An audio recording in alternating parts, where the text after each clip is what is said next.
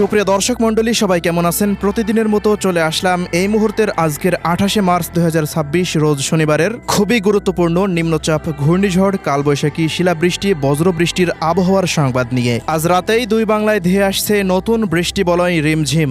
আজ রাত থেকেই পরবর্তী 72 ঘন্টার মধ্যে বাংলাদেশের 8 বিভাগের 64 জেলা সহকারে ভারতের পশ্চিমবঙ্গ, আসাম, মেঘালয় ও ত্রিপুরা রাজ্যের বেশ কিছু অঞ্চলে তীব্র কালবৈশাখী ঝড় ও ভয়ঙ্কর শিলাবৃষ্টির বিশেষ সতর্কবার্তা দিয়েছে কলকাতার আলিপুর আবহাওয়া অধিদপ্তর। টানা ঝড় বৃষ্টির প্রভাবে আবারও ব্যাপক ক্ষয়ক্ষতির আশঙ্কা কৃষি আবাদের। অন্যদিকে এপ্রিল থেকে বাড়বে তীব্র তাপপ্রবাহ, উঠতে পারে প্রায় 42 ডিগ্রি সেলসিয়াসের ওপরে। তো প্রিয় দর্শক, পরবর্তী 24 থেকে 48 ঘন্টা কেমন থাকতে পারে ভারতের পশ্চিমবঙ্গ, আসাম, মেঘালয়, ত্রিপুরা ও মিজোরাম রাজ্যের আবহাওয়া পরিস্থিতি, পাশাপাশি বাংলাদেশের 8 বিভাগের 64 জেলার প্রত্যেকটা জেলার বিস্তারিত আবহাওয়া আপডেট তুলে ধরবো আজকের এই ভিডিওটিতে। কে কোন জেলা থেকে দেখছেন ঝটপট কমেন্ট করে জানিয়ে দিন। নিয়মিত আবহাওয়ার সঠিক তথ্য পেতে আমাদের ইউটিউব চ্যানেলটিকে এক্ষুনি সাবস্ক্রাইব করে রাখুন। তো চলুন জেনে নেওয়া যাক এক নজরে। সুপ্রিয় দর্শক মণ্ডলী, আমরা এই মুহূর্তে সরাসরি চলে আসলাম ইউরোপিয়ান আবহাওয়ার পূর্বাভাস মডেল রাডারের উপগ্রহ চিত্রে। দর্শক, আমরা এই মুহূর্তে দেখতে পাচ্ছি যে ভারতের পশ্চিমবঙ্গের জেলাগুলির ওপর দিয়ে শক্তিশালী কালবৈশাখীর মেঘমালাগুলো তৈরি হতে শুরু করে দিয়েছে। ইতিমধ্যেই আমরা দেখতে পাচ্ছি এদিকে ময়মনসিংহ এবং সিলেট বিভাগ, রংপুর বিভাগেরও বেশ কিছু অঞ্চলে দফায় দফায় মেঘমালা তৈরি হচ্ছে। গতকাল যে আমরা জানিয়েছিলাম যে দেশের মধ্যে আবহাওয়ায় বিরাট বড় পরিবর্তন শুরু হতে পারে, সেই পরিবর্তন ইতিমধ্যেই লক্ষ্য করা যাচ্ছে যে ভারতের পশ্চিমবঙ্গের জেলাগুলির ওপর দিয়ে মেঘমালা তৈরি হতে পারে এবং সেই মেঘগুলো আজ রাতের মধ্যেই সারা দেশের ওপরে বিস্তার লাভ করতে পারে।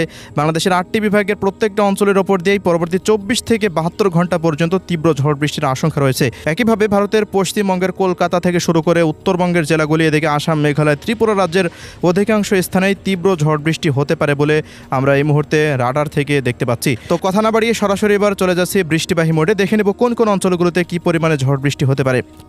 সুপ্রিয় দর্শক মণ্ডলী, বৃষ্টিবাহী মোডে চলে আসলাম। তো দেখতে পাচ্ছি যে আজ রাতের মধ্যেই ভারতের পশ্চিমবঙ্গের মালদা, উত্তর ও দক্ষিণ দিনাজপুর, এদিকে শিলিগুড়ি, দার্জিলিং, জলপাইগুড়ি, আলিপুরদুয়ার, কোচবিহার অঞ্চলগুলো থেকে শুরু করে এদিকে বাংলাদেশের দিনাজপুর, ঠাকুরগাঁও, পঞ্চগড়, নীলফামারী, লালমনিরহাট, কুড়িগ্রাম, গাইবান্ধা, এদিকে ময়মনসিংহ বিভাগের শেরপুর, জামালপুর, নেত্রকোনা থেকে শুরু করে সিলেট, সুনামগঞ্জ, মৌলভীবাজার, হবিগঞ্জ এবং আসাম, মেঘালয়, তুড়া এই অঞ্চলগুলো এবং গৌহাটির আশেপাশ দিয়ে একটি শক্তিশালী মেঘমালা তৈরি হয়ে এই অঞ্চলগুলোতে তীব্র ঝড় বৃষ্টি শুরু হতে পারে আজ রাত থেকেই।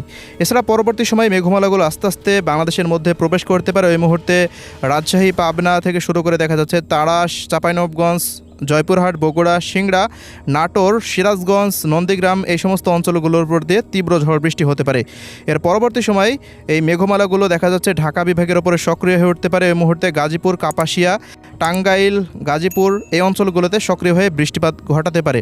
এর পরবর্তী সময়ে আরও কয়েক দফা মেঘমালা তৈরি হয়ে সিলেট, সুনামগঞ্জ, মৌলভীবাজার, হবিগঞ্জের ওপরে বিস্তার লাভ করতে পারে এবং একই মুহূর্তে এদিকে শিলচর, গৌহাটি, শিলং অঞ্চলগুলোর ওপর দিয়ে ব্যাপকভাবে সক্রিয় থাকতে পারে এই মেঘগুলো।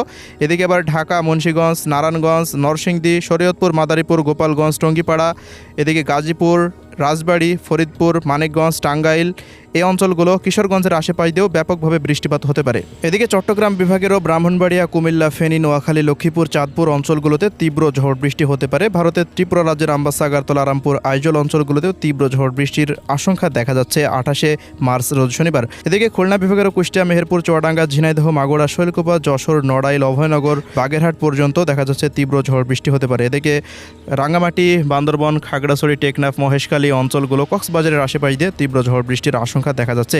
ভারতের পশ্চিমবঙ্গেরও দেখা যাচ্ছে যে উত্তর দক্ষিণ 24 পরগনা, পূর্ব পশ্চিম মেদিনীপুর, ঝাড়গ্রাম, পুরুলিয়া, বাঁকুড়া, হাওড়া, হুগলি, বর্ধমান, শান্তিপুর এই অঞ্চলগুলোর ওপর দিয়েও দফায় দফায় তীব্র ঝড় বৃষ্টি অতিক্রম করতে পারে।